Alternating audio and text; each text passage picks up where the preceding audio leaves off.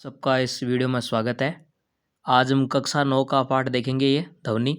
इसके पाठगत जो पाठ के बीच बीच के प्रश्न है वो हल करेंगे। तो स्टार्ट करते हैं। और ये जो प्रश्न है 2023-24 की किताबों के अकॉर्डिंग है। कुछ प्रश्न डिलीट कर दिए हैं इस साल जो हम नहीं देखेंगे, ठीक है। तो स्टार्ट करते हैं फिर। पहला प्रश्न दे रखा है, किसी माध्यम में ध्वनि द्वारा उत्पन्न विक्षोभ आपके कानों तक कैसे पहुँचता है। तो इसका उत्तर है, जब कोई वस्तु कंपन करती है तो अपने चारों ओर माध्यम के कणों को भी कंपमान कर देती है। यानी कोई वस्तु है कंपन करती है, ठीक है ना, तब क्या करती है, अपने चारों ओर के कणों को, माध्यम के जो कण होते हैं उनको भी कंपन कर देती है। ये कण कंपमान वस्तु से स्वयं चलकर हमारे कानों तक नहीं पहुंचते, बल्कि मान लो कि कोई वस्तु है, वाइब्रेशन है, कंपन है, तो वायु में जो कण है उनको कंपन कर देती है, लेकिन ये हमारे कानों तक नहीं जाती। ये क्या करते हैं, अपने पास वाले कणों को कंपन कर देते हैं और खुद सही हो जाते हैं। वो आगे वाले कर देते हैं, वो आगे वाले कर देते हैं। यह प्रक्रिया हमारे कान तक चलती रहती है और फिर ध्वनि हमारे कानों तक पहुंचती है। ये इस प्रश्न में बताया गया है। बल्कि कंपमान वनु के सबसे नजदीक वाले माध्यम के कण अपनी संतुलित अवस्था में विस्थापित हो जाते हैं, यानी अगले कणों को कंपित कर देते हैं और खुद नॉर्मल सिचुएशन में लौट आते हैं। निकटवर्ती कण अपने प्रबल लगाकर उसे भी विस्थापित कर देते हैं। फिर अगले कणों को कंपन करते रहते हैं और खुद ठीक होते रहते हैं, ठीक है ना। तथा प्रारंभिक कण अपनी मूल अवस्था में लौट आते हैं। माध्यम में यह प्रक्रिया तब तक चलती रहती है जब तक कि ध्वनि हमारे कानों तक नहीं पहुंचती। इस तरह माध्यम में ध्वनि द्वारा उत्पन्न विक्षोभ माध्यम के कण नहीं, माध्यम से होता हुआ संचरित होता है ना, कि कण कंपित करते जाते हैं, खुद सही होते जाते हैं और इस तरह ध्वनि हमारे कानों तक पहुंच जाती है, ठीक है। अगला प्रश्न देखते हैं अब इसके अंदर। दूसरा प्रश्न है कि तरंग का कौन सा गुण निम्नलिखित निर्धारित करता है, आएगा, ठीक है ना। तो प्रबलता और तारत्व है। तो इसका उत्तर देखते हैं, ठीक है।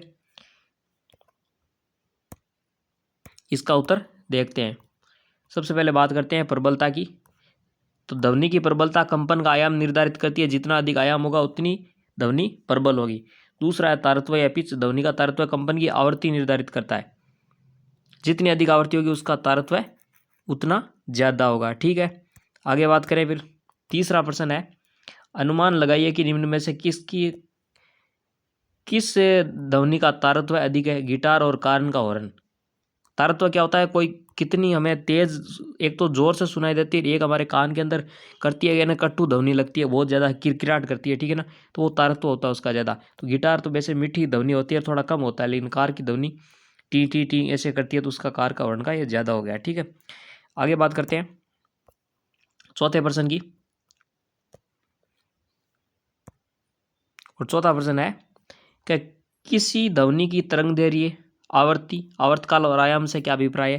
और आपको चार चीजें समझानी है, तरंग दैर्ध्य, आवर्ती, आवर्तकाल और आयाम। तो सबसे पहले तरंग दैर्ध्य की बात करते हैं। इसको वेवलेंथ कहते हैं इंग्लिश में। तो दो क्रमागत संपीड़नों या क्रमागत विरलनों के बीच की दूरी तरंग दैर्ध्य कहलाती है। और तरंग दैर्ध्य को ग्रीक अक्षर लेमडा से निरूपित करते हैं, इसको ऐसे लेमडा से दर्शाते हैं। इसका असाई मात्रक मीटर होता है। विकल्पता एक दोलन ऑसिलेटर में कोई तरंग जितनी दूरी तय करती है उसे तरंग दैर्ध्य कहते हैं, ठीक है ना। यहाँ तक है तरंग दैर्ध्य। उसके बाद आवर्ती शुरू हो गई। आवर्ती या फ्रीक्वेंसी क्या है, एकांक समय में होने वाले दोलनों की कुल संख्या को आवर्ती कहते हैं। इसे ग्रीक अक्षर ये वी जैसा दिखता है, लेकिन इसे न्यू कहते हैं, ठीक है ना। वी ऐसे होता है, इसको थोड़ा ऐसे मोड़ते हैं, इसको न्यू कहते हैं, न्यू से दर्शाते हैं। आवर्ती का असाई मात्रक हर्ट्ज होता है। और एच बड़ा आएगा और जेड छोटा आएगा, ठीक है ना। हर्ट्ज होता है इसका मात्रक, ठीक है। आगे बात करते हैं हम आवर्तकाल की। आवर्तकाल टाइम पीरियड तरंग द्वारा माध्यम के घनत्व के एक संपूर्ण दोलन में किए गए समय को आवर्तकाल कहते हैं। दूसरे शब्दों में दो क्रमागत, ये याद रख लो, छोटी परिभाषा ये सही रहेगी। दो क्रमागत संपीड़नों या क्रमागत विरलनों की निश्चित बिंदु से गुजरने वाले लगे में जो समय लगता है उसका तरंग का आवर्तकाल कहते हैं। इसका मात्रक सेकंड होता है। ये ना, ये लाइन छोड़ दो, ठीक है ना, ये छोड़ दो, ये सही नहीं है, बाद में कंफ्यूज होगी। यहाँ से ले लो, दूसरे शब्दों में ये इतना छोड़ दो, यहाँ से ले लो। दो क्रमागत संपीड़नों या दो क्रमागत विरलनों को किसी निश्चित बिंदु से गुजरने में लगे समय को तरंग का आवर्तकाल कहते हैं। इसका असाई मात्रक सेकंड है। अब बात करते हैं आयाम, ठीक है ना, चौथा टॉपिक इसी के अंदर। किसी तरंग के संचरण के माध्यम के कणों का मूल स्थिति के दोनों ओर अधिकतम विस्थापन आयाम कहलाता है। कितना विक्षोभ उत्पन्न हुआ वो आयाम कहलाता है। इसे साधारणतः ए द्वारा दर्शाते हैं। इसका मात्रक दाब या घनत्व का मात्रक होता है। ध्वनि की प्रबलता अथवा मृदुता यानी मीठी होगी या करकर होगी, उसके आयाम से ज्ञात की जाती है। ना कितनी प्रबल होगी, कितनी मृदुता है, धीमी होगी, ठीक है ना, जोर से धीमी कितनी होगी। पांचवा देखते हैं प्रश्न। 5वां प्रश्न कह रहा है किसी ध्वनि तरंग की तरंग दैर्ध्य और आवर्ती उसके वेग से किस प्रकार संबंधित है। तो तरंग का वेग आवर्ती तरंग दैर्ध्य होता है v गुणा लैम्डा। छठा प्रश्न है किसी दिए गए माध्यम में एक ध्वनि की तरंग आवृत्ति 220 हर्ट्ज तथा वेग 440 मीटर प्रति सेकंड है। इसकी इस तरंग की तरंग दैर्ध्य वेवलेंथ लैम्डा ज्ञात करें। ठीक है, तो ये देखते हैं। तो यहाँ पर दिया गया है ध्वनि तरंग की आवृत्ति दी गई है 220 हर्ट्ज, ध्वनि का वेग दे रखा है 440 मीटर प्रति सेकंड और ध्वनि का तरंग दैर्ध्य होगा लैम्डा बराबर न्यू बट्टा वी। 440 के अंदर 220 का भाग लग जाएगा तो यह जाएगा 2 मीटर प्रति सेकंड। ठीक है, आगे बात करते हैं 7वें प्रश्न में। एक किसी ध्वनि स्रोत के 450 मीटर दूर पर बैठा कोई व्यक्ति 500 हर्ट्ज की ध्वनि सुनता है। स्रोत से मनुष्य के पास पहुंचने में लगने वाले दो क्रमागत संपीड़नों में कितना समय अंतराल होगा। तो आवृत्ति दे रखी है v बराबर 20 हर्ट्ज और डी दूरी दे रखी है 450 मीटर। ठीक है, तो आवर्तकाल होता है t बराबर 1/v। तो 1 के अंदर 500 का भाग लग जाएगा, यह जाएगी 0.002 सेकेंड। ठीक है, दशमलव में आएगा। और आप कहेंगे इस 450 का क्या किया। तो इस 450 का कुछ नहीं करना है, क्योंकि दो क्रमागत संपीड़नों के बीच लगने वाला समय आवर्तकाल वस्तु की स्थिति यानी दूरी पर निर्भर नहीं करता और यह सिर्फ बना कंफ्यूज करने के लिए दिया गया है कि आपको कितना पता है और कितना नहीं। ठीक है, अगला प्रश्न है प्रबलता और तीव्रता में अंतर बताइए। तो 8वें प्रश्न का उत्तर यह रहा यहाँ पर, प्रबलता और तीव्रता में अंतर। प्रबलता और यह तीव्रता। प्रबलता ध्वनि के लिए कानों की संवेदनशीलता की माप है जो प्रबल और मृदु ध्वनि में अंतर कर सकती है। और तीव्रता होती है किसी एकांक क्षेत्रफल से 1 सेकंड में गुजरने वाली ध्वनि ऊर्जा को ध्वनि की तीव्रता कहते हैं। दूसरा अंतर है प्रबलता भिन्न भिन्न प्रेक्षकों के लिए भिन्न भिन्न हो सकते हैं, अर्थात कानों की संवेदनशीलता पर निर्भर करती है। ठीक है ना, कोई कम सुनता है तो उसके लिए प्रबलता कम होगी, ज़्यादा सुनाई देता अच्छा सुनता है उसके लिए प्रबलता ज़्यादा हो सकती है। ठीक है, और यह कानों की संवेदनशीलता से कोई लेना देना नहीं है तीव्रता का। इसका मात्रक डेसिबल होता है प्रबलता का और इसका मात्रक होता है वाट प्रति मीटर या वाट प्रति मीटर स्क्वायर। ठीक है, इसके बाद हम बात करते हैं अगले प्रश्न की। अगला है 9वां प्रश्न।